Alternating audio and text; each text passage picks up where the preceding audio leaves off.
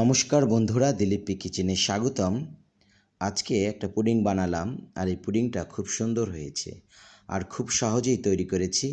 বিশেষ একটা কারণে এই পুডিংটা তৈরি করা, আর আমার বৌদি এসেছে গ্রাম থেকে, তারই জন্য এই পুডিংটা তৈরি করা। তো দেখে নিন কীভাবে তৈরি করছি সহজে। আমি একটা কড়াইয়ে 1/2 কাপ পানি নিয়েছি এবং তাতে 1/3 কাপ চিনি দিয়ে দিলাম ক্যারামেল তৈরি করার জন্য। বন্ধুরা, জালটা আমি কমিয়ে রেখেছি, খুব জোরে জাল দেওয়া যাবে না, মিডিয়াম জালে করতে হবে।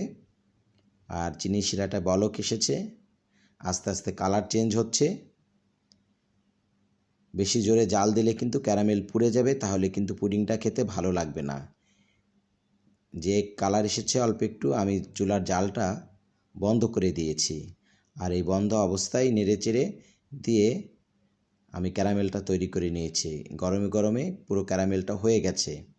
এখন ক্যারামেলটা আমি সেট করব, আর সেট করার জন্য আমি একটা পাত্র নিয়েছি। এই পাত্রতেই আমি আজকে পুডিংটা করব। আর এখানে ক্যারামেলটা ঢেলে দিলাম। ঢেলে দেওয়ার সাথে সাথে কিন্তু এটা চারিপাশে গড়িয়ে নিতে হবে, নতুবা কিন্তু শক্ত হয়ে গেলে সব দিকে কিন্তু যাবে না। এর জন্য সাথে সাথে কিন্তু চারিদিকে এভাবে গড়িয়ে গড়িয়ে নিতে হবে। তো আমার ক্যারামেল দেওয়া হয়ে গেছে বন্ধুরা, এটা আমি রেখে দিচ্ছি বাটিটা। আর এখানে আমি 3টা ডিম নিয়েছি পুডিং তৈরি করার জন্য। তাতে আমি 1/3 কাপ চিনি দিয়ে দিলাম, সামান্য একটু লবণ দিলে চিনির ব্যালেন্সটা ঠিক থাকে। ভালো করে আমি ডিমগুলো ফেটিয়ে নিচ্ছি। আমি এখানে 3টে ডিম দিয়েছি, আপনারা চাইলে 4টা দিতে পারেন।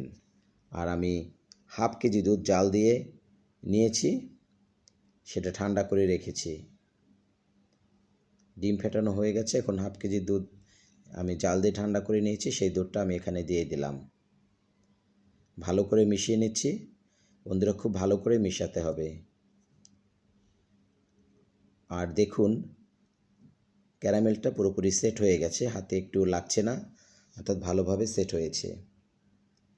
এখন আমি ডিম দুধের মিশ্রণটা দিয়ে দেব। তার আগে আমি এটা ছেঁকে নিচ্ছি, কারণ অনেক লাম্পস থাকে যে আমি দেখাচ্ছি, আর লাম্পস থাকলে পুডিংটা খেতে ভালো লাগবে না। এই লাম্পসগুলো আমি ফেলে দিচ্ছি।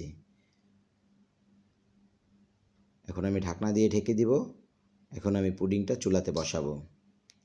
আর বন্ধুরা, আমি একটা সসপ্যানে পানি দিয়ে তাতে একটা স্ট্যান্ড বসিয়ে দিয়েছি, তাতে পুডিংয়ের পাত্রটা দিয়ে ঢাকনা দিয়ে ঢেকে দিলাম। আর জাল ধরিয়ে দিয়েছি চুলাতে। এখন পুডিংটা হচ্ছে। তো বন্ধুরা, 30 মিনিট পর আমি আবার আসব। বন্ধুরা, যারা আমার চ্যানেলে নতুন, আমার চ্যানেলটাকে সাবস্ক্রাইব করবেন, আপনাদের কাছে অনুরোধ রইল। আর বন্ধুরা, আমি 30 মিনিট পর এসেছি।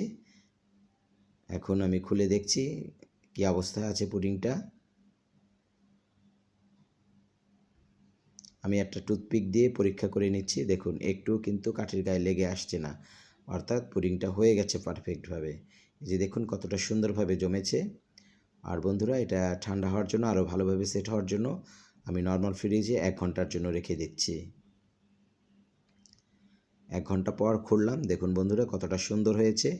একটা ছুরির সাহায্যে আমি চারিদিক ঘুরিয়ে ঘুরিয়ে নিলাম, যাতে পুডিংটা সহজেই বের করা যায়। একটা প্লেট নিয়ে তাতে টুস করে উল্টে দিলাম। এখন দেখা যাক। ওয়াও বন্ধুরা, দেখুন কতটা সুন্দর হয়েছে আমার পুডিংটা। এখন আমি কেটে পিস পিস করে নিচ্ছি। আর ছোট বড় সবারই প্রিয় এই পুডিং। আপনারা একবার হলেও সহজে এভাবে পুডিং বানাবেন, আশা করি আপনাদের ভালো লাগবে। আর বেশি করে আমার ভিডিওটাকে শেয়ার করুন, যাতে অন্যরা দেখতে পারে। তো বন্ধুরা, আমি পিস পিস করে নিলাম। আর বন্ধুরা, লাইক কমেন্টস করতে ভুলবেন না যেন। আর দেখুন কতটা সুন্দর হয়েছে, কতটা মসৃণ হয়েছে পুডিংটা। বড় বৌদি এবং ম্যাক্স তারা খাওয়ার জন্য প্রস্তুত। বড় বৌদি আর ম্যাক্স খাচ্ছে। বন্ধুরা, আপনারা বেশি করে ভালো থাকুন, সুস্থ থাকুন, এই কামনা করি। আর বৌদি ভীষণ খুশি হয়েছে, তাই আমারও বেশ ভালো লাগছে যে বৌদির জন্য আমি পুডিংটা তৈরি করেছি। আর সুন্দরই হয়েছে, খুবই ভালো লেগেছে। ভালো থাকুন, ধন্যবাদ বন্ধুরা।